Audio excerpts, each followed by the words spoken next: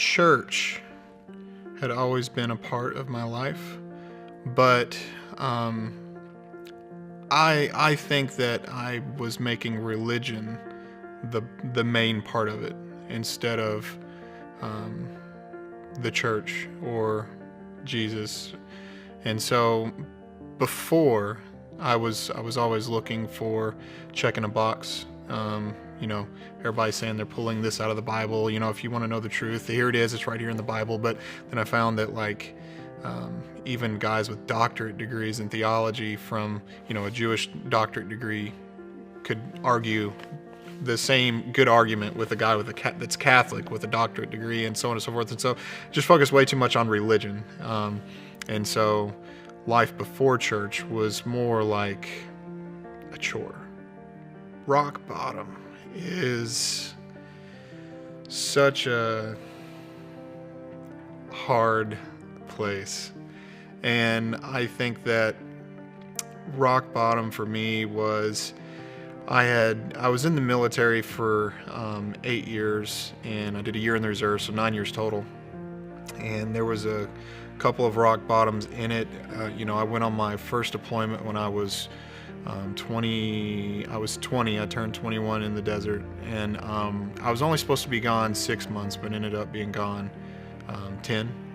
And at the time, I was married to my high school sweetheart. We had dated since I was 16 and she was 15. And so when I came back from deployment, she didn't want to be with me anymore. And so that was really, for a young guy and an ignorant guy, that was really hard to kind of make sense of. And so I looked to my buddies, and my military buddies had a different way of handling things than what I was raised up in, and it just seemed like a better solution at the time. And so got off into drinking and partying and stuff like that real bad. Nothing but bad things and empty things came of that. The hole just kept getting bigger, and so they deployed me back to Afghanistan, and I was gone for about 7 months total or something like that, and I had met my wife on the way over there. So I went from this rock bottom to this complete high, and so the fact that my current wife was there for me the day I got back on my second tour, it was like a complete 360 from what the first tour was like. And I'm no war hero. It's not like I'm any kind of war hero. I'm not. And so I built my world around our relationship, and I put our relationship up on a pedestal. And again, it's not like drugs and alcohol or something like that, but you're still putting your faith in something that's imperfect. It's not perfect, And so when our marriage was all but over at one point, it was after I'd gotten out of the military, and for the fact that I'd been in for almost a decade, I was pretty, institutionalized to that way of being a man, so to speak. And so when the marriage was failing, and I was out of the military, and I didn't have a job, and it just kept piling up. And so everything that I thought that I could build my world around came crashing down.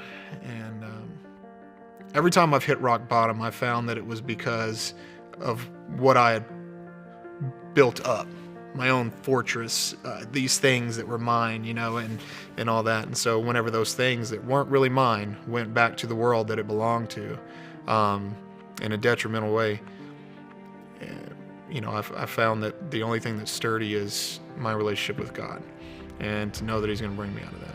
So, two of the biggest scriptures that helped turn me around was Job chapter 1. James chapter 1. James chapter 1, where it said, rejoice when you go through trials, so that you're lacking in nothing, something to that extent. And that's so true. Now I can help people that have struggling marriages. I can help people who are going through divorce. I can help people who are thinking about divorce. You can help so many people, guys that are veterans that are getting out. Okay, hey, I've been there. let's do this. You know, there's light on the other side. And so that was one. And then in order for our marriage to survive, there had to be an awful lot of forgiveness, a whole lot. I was prepared to forgive somebody for cussing at me. I was prepared to forgive somebody. But some of the things that happened to me, I wasn't prepared to forgive somebody for. And so when they presented themselves, I wasn't ready. And there wasn't a lot of people that I knew that had been exposed to that. So like, how do you forgive? And it's just the same way as a hard ruck march. You just keep putting one foot in front of the other, and you know, eventually you'll get to the end.